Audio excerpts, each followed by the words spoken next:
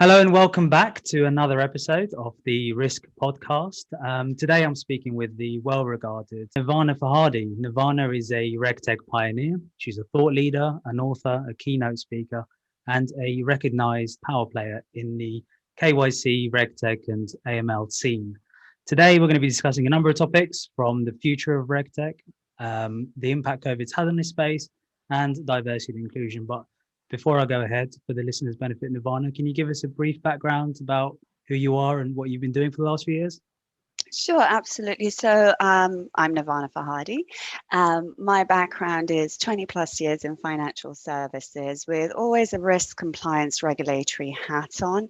I've been very fortunate in my career that I've had the opportunity to work across multiple products and instruments and sectors, whether it's been on the buy side or the sell side or advising on regulations and advising regulators on regulations, writing and helping to form and shape some of the regulations in industry. I've spent a lot of years working in industry with industry stakeholders. I think prior to my previous role, I was the global head of regulatory reporting for KPMG, and my last official role was at Hitachi as their global head of regulatory technology, where I owned the business for that, and we worked on creating solutions for line of business organizations and looking at the compliance, AML, RegTech kind of sector. So that's kind of what I've been doing. Amazing. I've been lucky enough to know you since your KPMG days, and obviously you've done a lot Right. since then. And I've seen a lot of your podcasts and the videos you've done online. Jump into a question which you've been asked probably 5 million times. What is RegTech? Well, first of all, I'm glad you call it RegTech and not RegTech, because after so many years, people are still calling it that. We have regulation, not regulation. And, people are bored of me saying that, but it still comes up.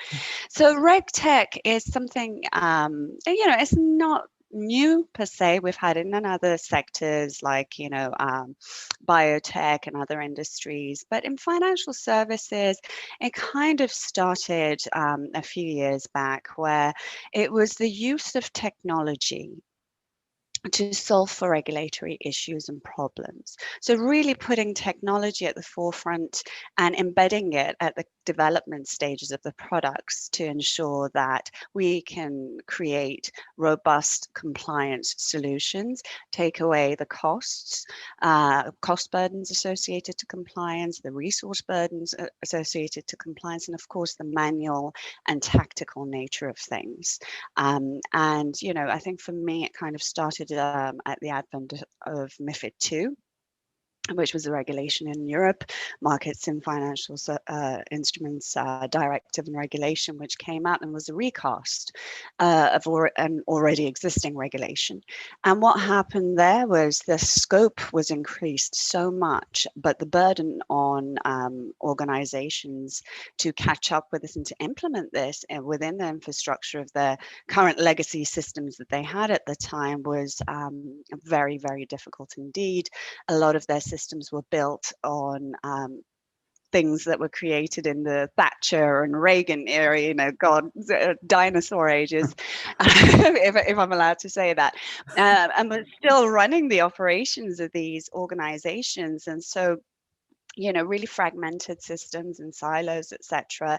And suddenly there's a regulation that needs, a lot of overhauling to happen. And a lot of systems and processes and compliance was so manual and tactical in nature. So how do we do this? How do we address this? How do we leverage technology to help us with that?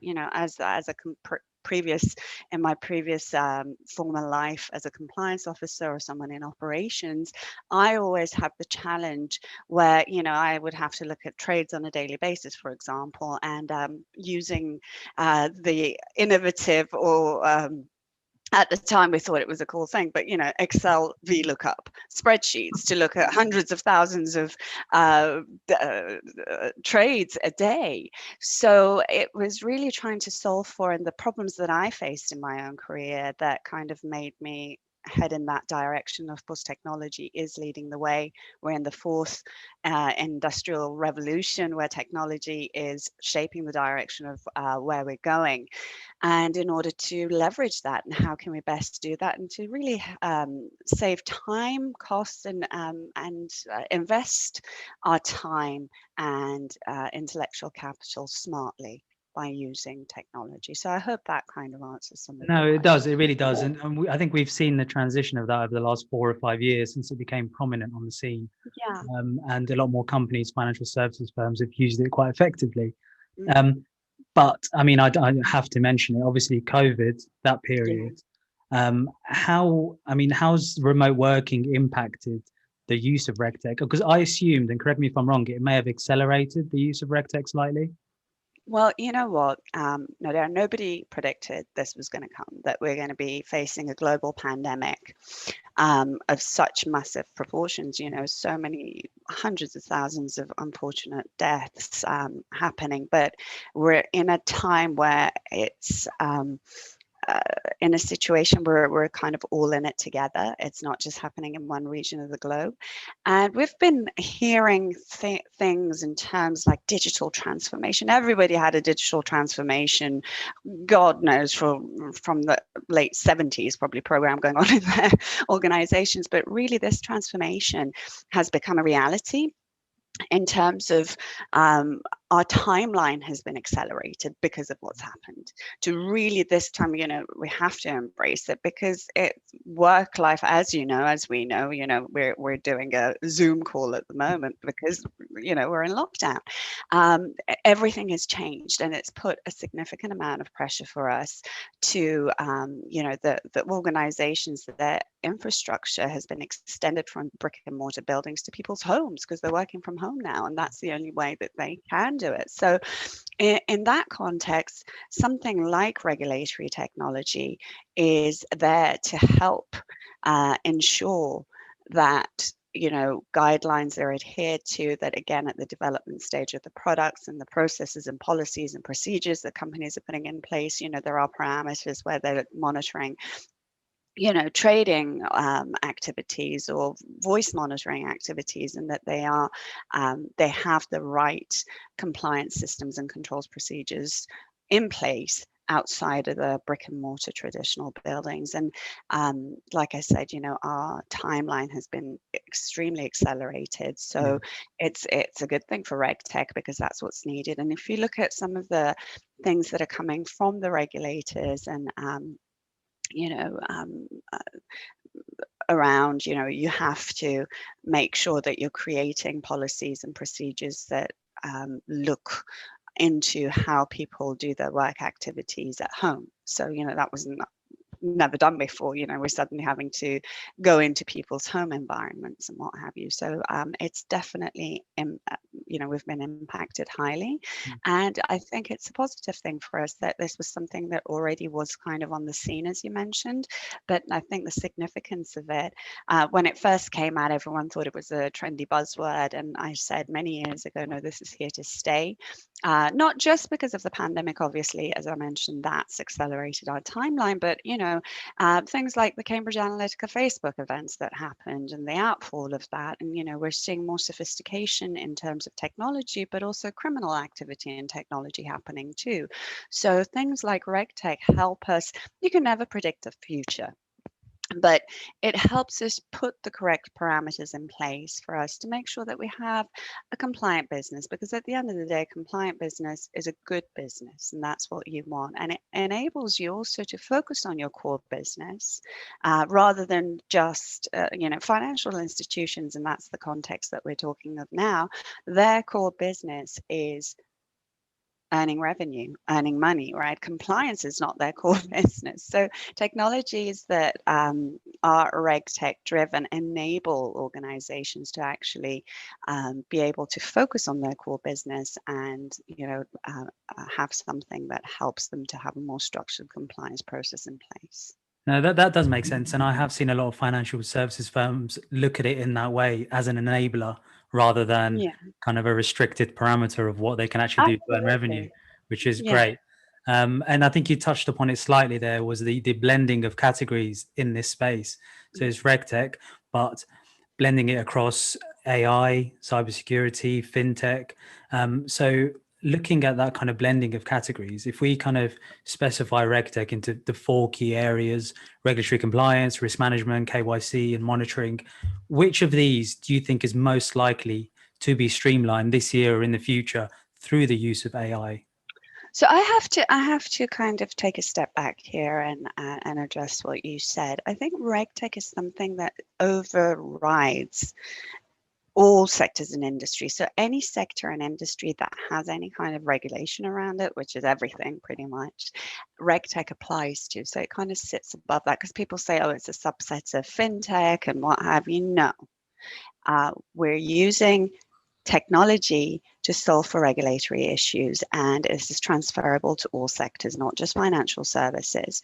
Now, when you're using it in the context of the different types of technologies, whether it's machine learning or AI and blockchain and what have you, so what you're actually doing is taking the regulatory parameters or onuses that you have and embedding that in the product that you're developing, so that it actually does things in a compliant way, and it actually is able to address your requirements. In terms of it being streamlined and the types of products that are out there, look, one of the key things, Nader, is data. Data is the core of everything we do. It's, people call it the new gold, and it's the most, sought after commodity and what have you, whatever you want to call it, the new oil or the new gold. It's key. It's key, and all these organizations, whether they're in financial services, healthcare, telco, media, entertainment, have masses of data. Now, what shape is this data in?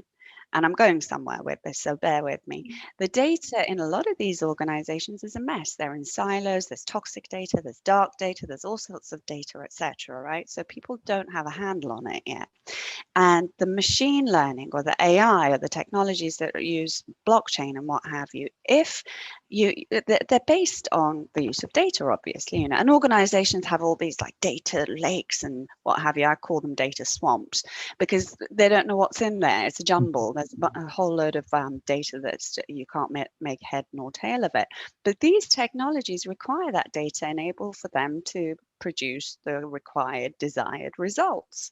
Now, if you're putting garbage in, you're going to get garbage out. So in order for these systems to become more streamlined and to become more effective and do what they need to do, the data quality and the data governance structures within organizations has to be of good quality.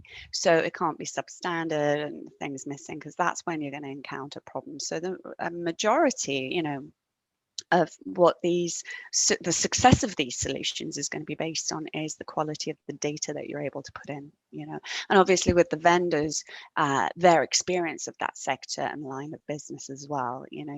I've been on the light side or the dark side, depending on the day, in financial services and the tech side. And, you've got vendors in tech where they've got all these sophisticated technology, but at the same time, they have no understanding of the client's needs and their pain points and their business, end-to-end business structure, and they just try and sell them a product. So that education needs to happen on both sides. No, that makes sense. Thank you for your clarity on that. I had a feeling I might have not worded it correctly. It's all right. So Don't worry. Before we move on to diversity and inclusion in this space, I just want to touch upon fraud ever so slightly. Sure. So fraud specifically linked with KYC and AML is still present in banks. So Yeah. is RegTech the only alternative available for financial institutions to comply with regulations effectively? Well, in terms of complying with regulations, absolutely, it needs to be embedded, as I said, in the technology development stage of the technology. It's something that can certainly enable these technologies to be successful for organizations. But you can't base everything on just the technology. That intellectual human capital will never go away. It just needs to be redirected. So you're going to need someone to be able to hit a kill switch if need be, because that machine, again, based on the data and the input it's getting, might not always be able to spot some of the trends, no matter how sophisticated it is. And I've encountered a lot of that. And in terms of fraud, again, as I touched on briefly earlier, we're seeing a lot more sophistication in that place. I've been a victim of it myself last year. My one of my social media accounts got hacked into, and suddenly within a matter of seconds all of my thousands of connections were spammed with and it was at the beginning of the pandemic, so an email that sounded like me. It was like as if I'd written it myself, saying, guys, I've got this new initiative. If you're working from home during COVID, you can earn money like this and what have you. And suddenly the only way I found out was getting inundated with text messages and people wanting to know about, the opportunity that I had. And I was in my first bout of COVID myself. So I was just like, what is going on here? And once I clocked on, it actually took that social media company 48 hours to give me access to my own account to solve the issue. And whereas it took like literally 2 seconds for everybody to get a mass email, they couldn't send another mass email on my behalf to tell everyone, hold on, don't open the link, this is not me. It took 48 hours for me to gain access, and during that time my reputation was on the line. But this was a really sophisticated hack, as it were. And then I had to jump through hoops and loops to, verify my identity, send my license so it wouldn't upload, and, all this kind of stuff just to have access to my account. So the sophistication of fraud, and that's just a simple example. There's much more, different, more sophisticated ways. So criminals are getting more sophisticated as technology gets more sophisticated too. I mean, firstly, I'm glad I didn't get that email, because I definitely would. I'm sure you did check your inbox. I would have followed the link. I would have Nirvana knows exactly what she's doing. She's onto something, and I would have followed it right down the firing line. For me, it was the personal impact that it had was, it was violating, and also thinking of all the people that had clicked on it. And, at a certain level, you have a certain responsibility towards people. And unbeknownst to me, they'd been clicking on this thing, and it just made me feel so embarrassed more than anything that, oh my God, So that kind of sense of responsibility was triggered, and it's like, Horrible. You can't, I can't. Yeah. 2 days of just pulling your hair out, I suppose, and hoping it quickly comes to an end. But exactly. So moving on to promoting diversity in this space, promoting diversity in RegTech. Now, that's something obviously as a business we're naturally quite passionate about. And we're working with a lot of financial services firms and different teams that are looking at this more closely, for the last year and going forward. So particularly gender diversity, what more can be done? I mean, I'm familiar with, very vaguely, with the RegTech women events that I've seen pop up, but more than that, beyond these events, what else can be done? Okay, so I'm not going to give the usual spiel. My view on this is slightly different. It might be slightly controversial, but first of all, in the RegTech space, it's very refreshing to see you have a lot of startups with women at the helm. And I think that's wonderful. That's fantastic. You see a lot of women who've had a background in financial services, and they've started up their own companies, and they're very successful, and they're moving ahead and, holding the flag for all of us, which is fantastic. But my view has always been, if you're going to do something, do it because the intent is there. Do it because the feeling is there, rather than you just ticking a diversity box. And that's where we kind of tread a really thin line. And unfortunately, my experience has also been that a lot of organizations tend to just want to tick a box and get on with it. And this has been through personal experience too. Now, when I go into a role, or when I go into a meeting or what have you, I don't go into that meeting thinking with my gender that I'm a woman and I deserve to be here, and that's that. I've always, if I was going to do that in my career, I would never have gotten anywhere. And I might be wrong in thinking that, but the way I look at it is, I'm an individual. I have certain level of skill sets, and this is what I bring to the table. And that's the way you need to look at it, whether I'm a woman, whether I'm a man, whether I have different color skin, religious background, sexual orientation. what are my unique skill sets? And throughout my years, I've had, people of every culture, background, diversity background, etc., working for me, reporting to me. And I didn't think, well, oh, this person's a woman or that person's a guy, so they're going. I had to look at the individual, and I think what we need to look at is really, and the current circumstances have led us to that.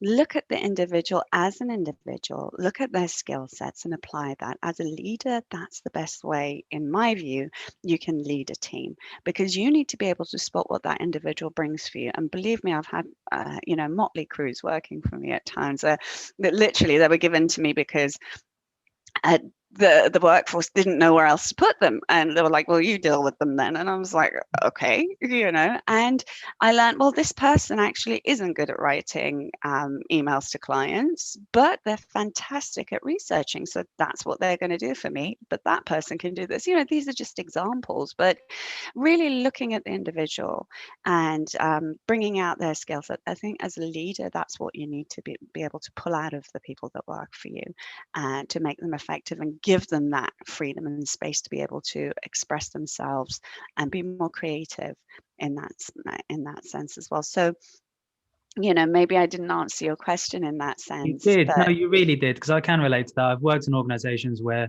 there have been good leaders and they've looked at your strengths and how they can maximize your strengths rather than try and develop your weaknesses or pigeonhole you into a box that is empty, and they feel like and I always use this example, and forgive me if I just talked over you, but I was asked to do a women in leadership conference at one point, and I used the same example, and they were like, what are your thoughts? And I said, well, my thoughts, you might not like them. The fact of the matter is there's about 350, 400 people in this room. There's 3 men.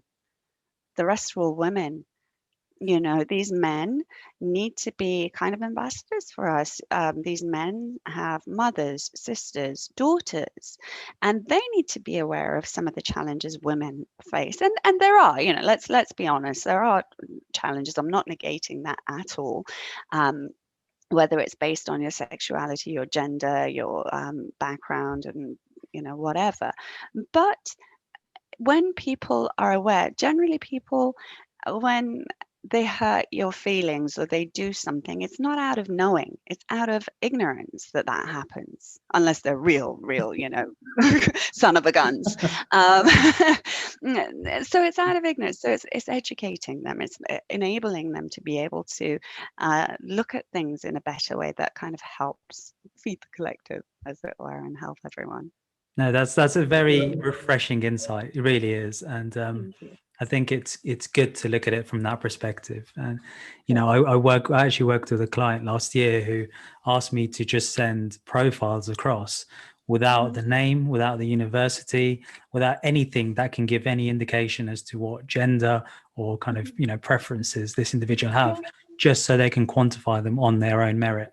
And, they wanted to have the ghosted CV sent across for that reason. And it just kind of negates gender bias or any sort of unconscious bias that they might have by doing it that way. But maybe in a few years, a lot more kind of. It's great, but if you go and apply on a job right now, and they take you into a link, and you go on their website and you answer all the questions and everything, and then suddenly you're like, well, are you female, male, or other?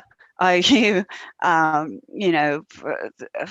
white, black, this, that, and the other? And you're still doing that. You're still ticking those boxes. So really, it needs to be, first of all, a top-down culture that needs to be ingrained in the organizations, not just ticking a diversity box. I'm really, call me jaded. I'm getting really, it's just like, are you doing it for a purpose? I was at one point asked to join the organization, an organization, a very reputable one, as one of their NEDs. And I turned around and I said to them, are you employing me because of me? And am I going to have a voice? Or are you just employing me because I'm a woman and you need to tick the boxes? And you've known me for years. I'm very much a spade calls it a spade, and it doesn't always go down very well, but that's who I am. And the gentleman was a good friend of mine and said, no, to be honest with you, our demographic is middle-aged white men. We need more diversity on that. I said, you know what? Thank you, but no thank you. If I can't have a voice and I'm just there to look pretty, then or ugly, whatever you want to call it, that's not who I am, and I can't function like that. You know me, I'm very outspoken. I need to, I've got a mission, I'm passionate about what I do, and that's what I need to do. So that doesn't work, and more of us need to, as leaders, to kind of bring that culture and cultivate that culture in our organizations if we're ever going to get anywhere and bypass all these stereotypes and tick box activities. So it's like addressing the elephant in the room, isn't it? It's crossing that off so we can start, a strong working relationship. And I'm always the first one to address the elephant in the room. There is no elephant unknown. That's perfect. Well, look, I know you're rushed for time, but it was great speaking to you today. Definitely want to do another podcast soon. There's so much we can discuss. Sure. But thank you so much for coming on. Thank you so much for having me. It was an absolute pleasure. Hopefully our listeners, our network got a lot of value from this. I hope so. But any questions that come through, I'll pass them across to you. And like I said, hopefully we'll do another one soon. Definitely. Thank you so much for having me. Thanks, Cheers. Nirvana. It's a pleasure.